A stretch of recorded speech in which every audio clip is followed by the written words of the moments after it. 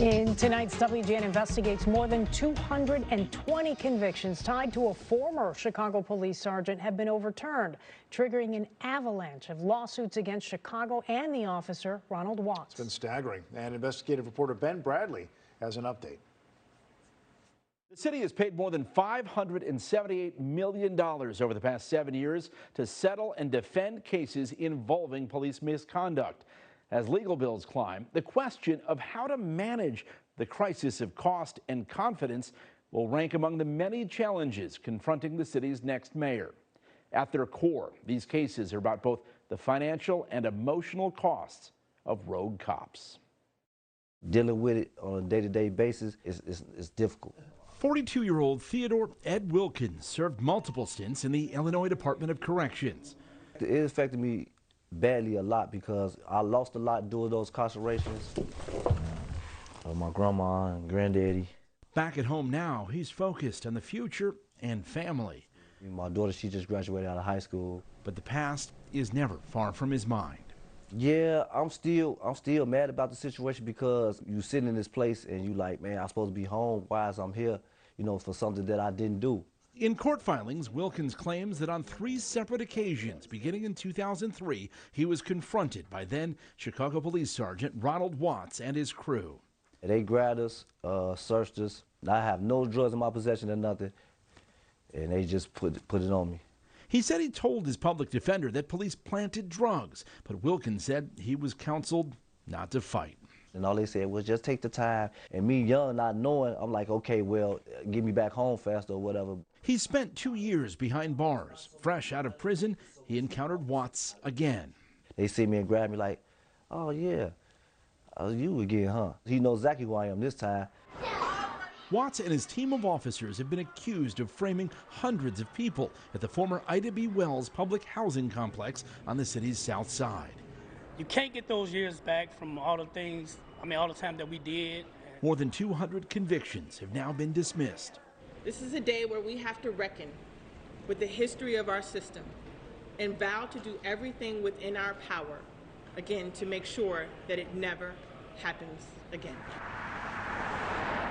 In 2012, Watts was criminally charged with shaking down an undercover FBI agent and sentenced to 22 months in federal prison. The conviction cost him his city pension, but taxpayers aren't done paying for his alleged misdeeds. This is a problem that could exceed $100 million.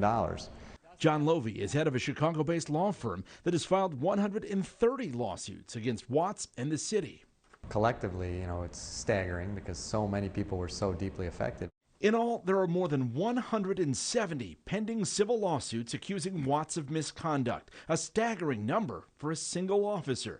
Already, the city has paid $8.7 million to outside lawyers. It's a drop in the bucket compared to the $155 million the city has paid defense attorneys in police misconduct cases since 2016. But observers say Watts-related costs will continue to climb exponentially as suits are settled or tried.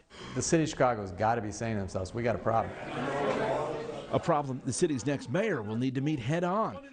The taxpayers have been on the hook for brutality. The law department has got to get into the game. Deciding whether to settle the slew of suits or continue to fight them, as Lori Lightfoot's law department has done. You need kind of a risk management division within the law department that every single time there is a lawsuit, you're assessing and evaluating why that lawsuit is in jeopardy of being lost, and you've got to get down to the reasons.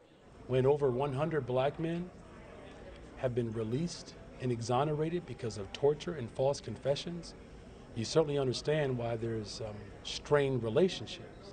So we have to make sure that we're doing everything in our power to ensure that we have a police force that recognizes the value of culturally competent policing so that we do not have to continue to spend hundreds of millions of dollars.